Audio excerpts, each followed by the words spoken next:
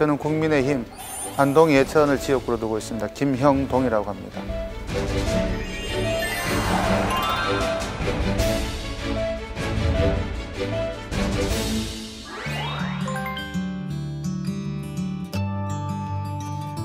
첫 번째는 고향 사랑이 될 것 같고요.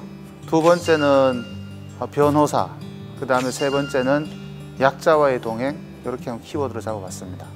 고향 하면 상대적으로 좀 서울에 비해서 시골이라는 표현도 좋고요, 촌이라고 표현도 좋은데 아뜩하면서도 정겹고 그립고 아직까지 요즘 도시적 관점으로 보면 개발이 필요한, 그래도 언젠가는 돌아가서 살아야 할 따뜻한 곳으로 기억됩니다. 지역을 대표하는 국회의원으로서 고향 사랑을 빼놓고 얘기할 수는 없을 것 같습니다. 특히 제가 나고 자란 안동 예천은 그야말로 우리나라에서도 손꼽히는 예향이고, 안동 같은 경우는 대한민국의 정신문화의 수도, 예천 같으면은 충절, 충효의 고장이라고 합니다. 어떤 고향의 정신을 키워간다, 그리고 고향의 이러한 정신을 받고 자란 사람으로서 고향 사랑을 위해서 의정활동을 편다, 이렇게 각오를 하고 있습니다. 군대 갔다 와서 좀 늦가기로 사법시험을 공부했습니다. 그리고 연수원을 나와서 교과서에서 배운 대로, 연수원에서 배운 대로 이른바 변호사를 하면서, 제가 특히 그 한국노총에서 제1호 변호사로서 한 15년 동안 일을 했습니다. 많은 조합원들의 임금체물부터 노사관계, 산재, 요즘 중대재해 얘기가 되고 있습니다만 사건들을 다뤄오면서 실제 노동 문제, 그 다음에 노사의 균형 문제에 대해서 늘 고민하고, 현장에서 일어나는 일이 일정 정도 사건화됐을 때 법원이나 노동위원회에서 어떻게 해결되는지 그 분쟁 해결 과정을 꾸준히 보고 배우고 결말을 만드는 데 지원을 했다.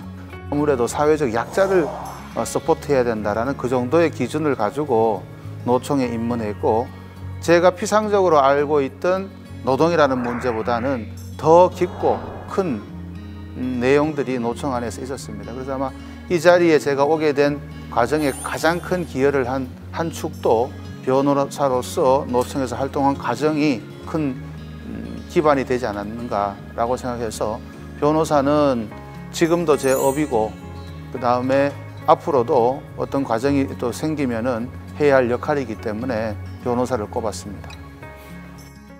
약자와의 동행이라고 우리 김종인 비대위원장이 들어오셔가지고 큰 모토를 내걸고 이 부분을 기조로 해서 정강정책에 많이 반영됐습니다. 어떻게 보면은 정치가 해야 할 가장 기본적인 덕목 중에 하나를 명쾌하게 정리한 그런 문장이기 때문에 노동 문제에 좀 부적합했었고, 여성 문제에 좀 부적합했었고, 또 통일 문제에 대해서 조금 부적합했었는데, 약자와의 동행을 통해서 저는 노동 문제, 그 다음에 소상공인 문제에 대해서는 상당히 많은 부분에 있어서 진척이 있었다고 저는 봅니다. 굉장히 울림이 있는 단어고, 우리 당이 변신, 변모, 쇄신 또는 원래 우리 당이 가지고 있던 모습을 찾아가는 데 있어서 이만한 키워드, 명제는 없지 않는가 싶어서 꼽아봤습니다.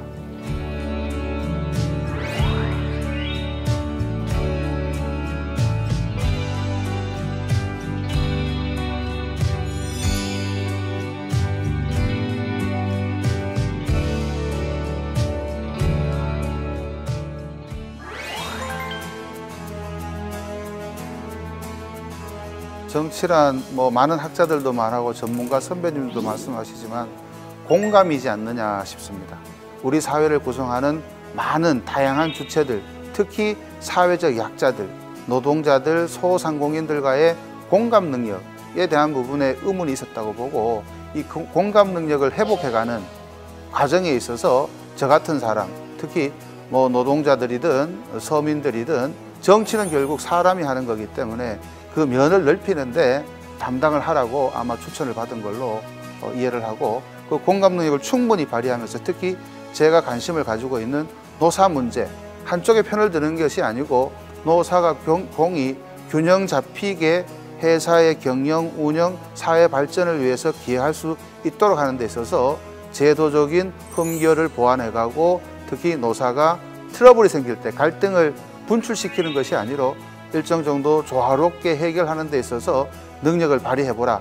이것은 시작은 아마 고담 준론이 아니고 스킨십을 가지고 공감을 하는 능력에서부터 시작되지 않겠나 싶어서 공감이 중요하다라는 것이 저의 어떤 지금까지 좀 각오하고 실천하겠다는 어떤 기본 자세라고 말씀드릴 수 있습니다.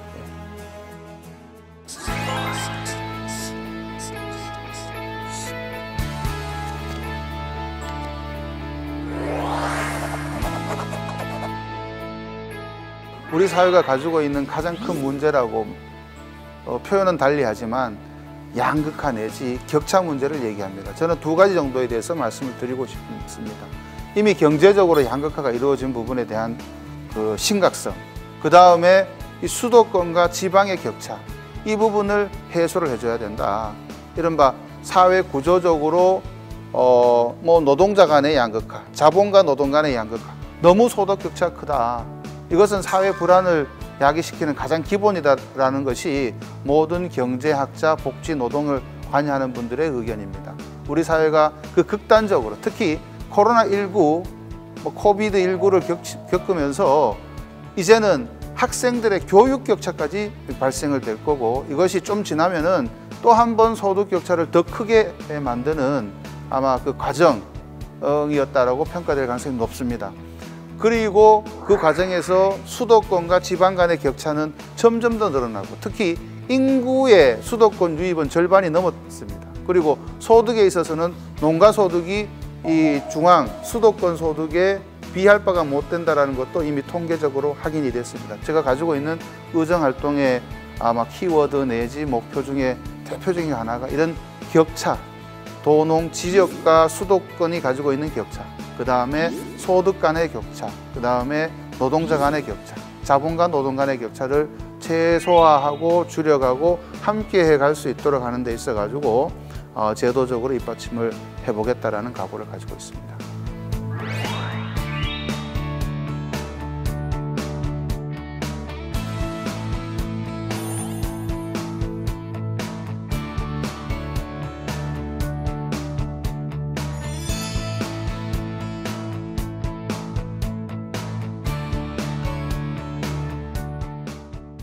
경동아, 고생했다.